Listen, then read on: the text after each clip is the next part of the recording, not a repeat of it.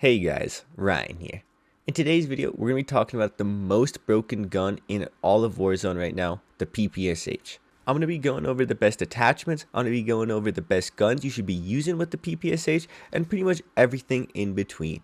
If you guys enjoy this video, you guys don't have to like, you don't have to subscribe. I just want to say thank you for watching this video. I'm getting pretty close to 700 subscribers, and I just want to say thank you guys for helping me get to this point. So let's get into it. So I'm going to pull up a time to kill chart right now of this insane gun.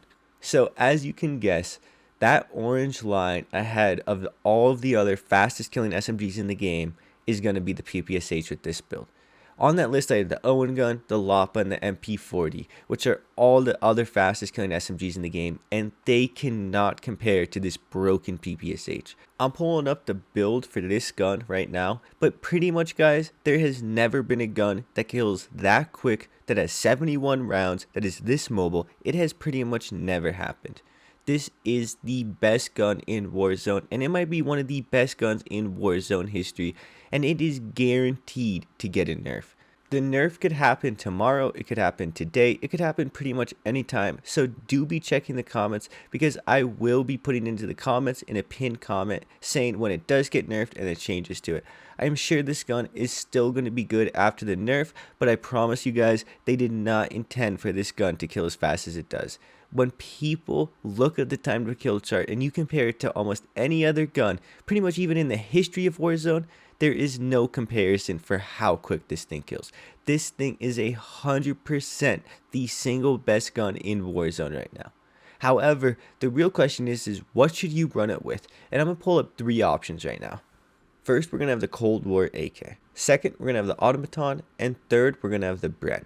So for me, I think the key thing you need to pay attention to is this time to kill chart. In orange, you're going to have the Cold War AK. In purple, you're going to have the Bren. In blue, you're going to have the Automaton.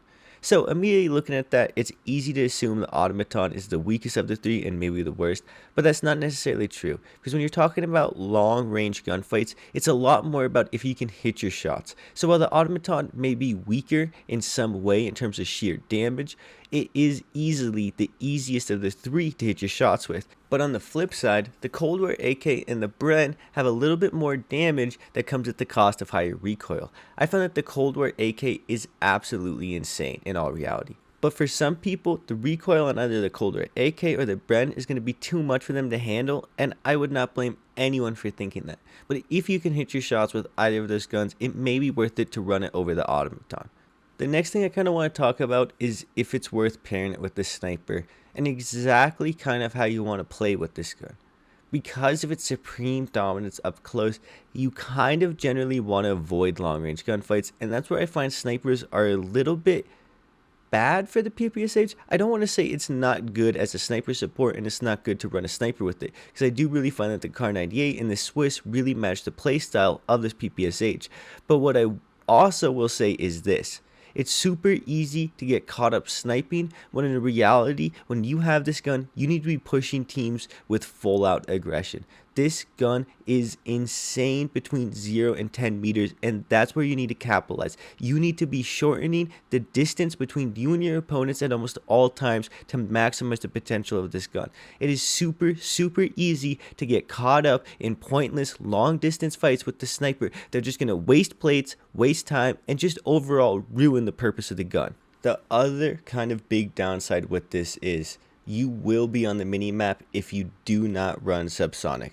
A lot of people are recommending to run hollow point and other things like that, but if you do not run subsonic, you are just going to be a magnet for third parties. And no matter how good you are, one person cannot kill 8-9 people. If you are playing trios, quads on Rebirth, on Caldera, and you are not running a silencer or a way to hide yourself on the mini-map, you are just begging to have all of the squads in the area push on you and just come and get free kills.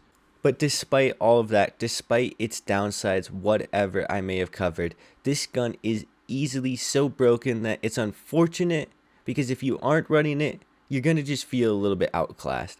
It's just not really easy to compete with the gun that kills this fast.